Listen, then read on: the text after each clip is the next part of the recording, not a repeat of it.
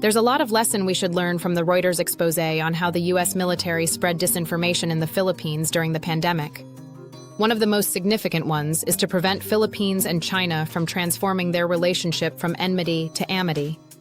The U.S. military propaganda was simple: to make sure the Filipino masses will always see China as a threat, which would then tie the hands of leaders who want to be voted into power. Why does the U.S. want to do this? Taiwan. The long-term goal of the U.S. is to prevent the unification of Taiwan with the Chinese mainland. The real agenda of the U.S. is to keep the Philippine leg of its theater of war against China.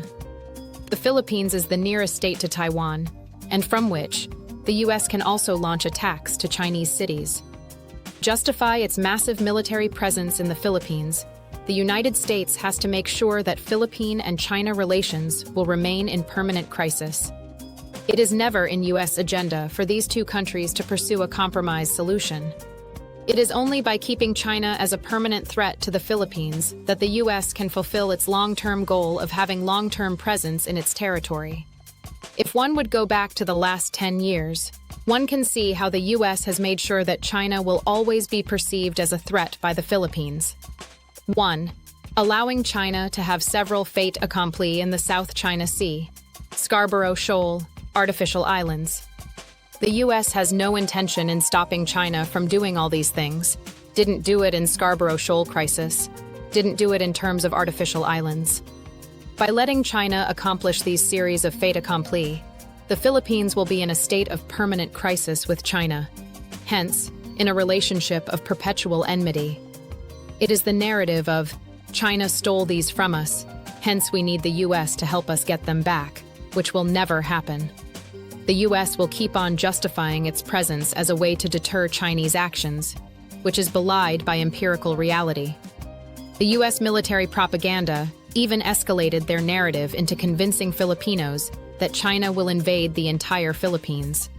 2. The U.S. military propaganda has prevented any joint development efforts between the Philippines and China. The earliest time I know was the joint seismic mutual understanding between the Philippines, Vietnam, and China during the Arroyo administration. During my interview with former President Arroyo in my show Statecraft in 2021, I asked her about what was the U.S. position on that. President Arroyo has told me that U.S. bureaucrats had been objecting to the joint venture. She took it up with President Bush, who was surprised that U.S. bureaucrats were objecting to a research project.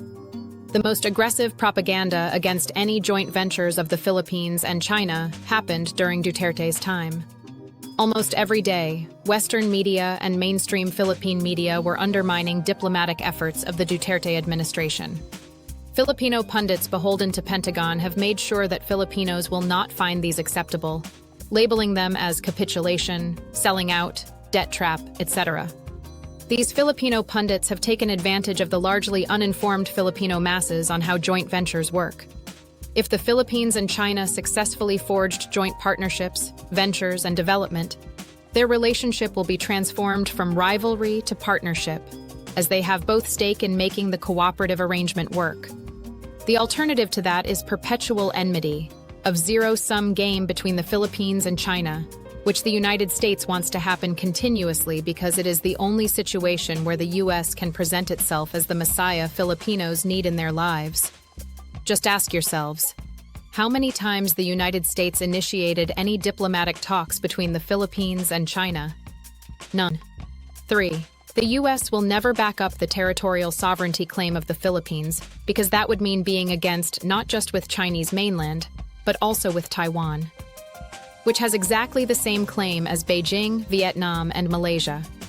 It is absolutely idiotic to think that the U.S. will go against any of these countries for the sake of the Philippines. Thus, the U.S. will keep on encouraging Filipinos to pursue absolutely unrealistic goals. By keeping them in that state of hope that they could achieve those goals with U.S. help, the Philippines will be stuck in a permanent crisis with China, which the U.S. will use to justify its temporarily permanent military presence in the Philippines, which is nothing but for the sake of Taiwan, which is also a territorial rival of the Philippines. 4. The U.S. military propaganda will always undermine any diplomatic efforts of the Philippines with China. How many times our Foreign Affairs Secretary had any high-level meeting with his counterparts in Beijing in the last 2 years? By preventing any meaningful exchange with China, the U.S. creates the perfect condition for paranoia. Fear of something you don't understand. And you cannot understand something unless you have meaningful engagement with it. What would this do to the Philippines? 1. Stuck in a perpetual cycle of dependency with the United States. 2. Forever a mendicant, a beggar state of U.S. largesse. 3. Maldevelopment brought by being in a state of permanent crisis with the world's largest economy, the world's most complete industrial system, and the world's scientific superpower. All these benefits the Philippines will not be able to gain in a transformative way because the U.S. will not want it to happen. If the Philippines benefits from China's continuous rejuvenation, the U.S. will lose the magic of its propaganda against China. Joint development with China is the only achievable goal. This transforms the relationship of China and the Philippines from a relationship in perpetual crisis into a collaborative relationship. This will not be accepted by the United States. However, it is up to the real sovereign of the Philippines, the Filipino people, to determine the fate of their relationship with China. Permanent crisis or permanent cooperation.